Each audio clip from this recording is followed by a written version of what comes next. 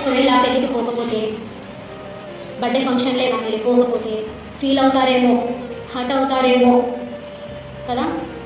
మరి మీకోసం 39 కొరడా దెబ్బలు తిన్నాయని బాధపడ్డాడే, ఆ బాధ నీకు గుర్తులేదా? మీకోసం ఉప్పు ఊహించుకున్నాడే, అది నీకు గుర్తులేదా?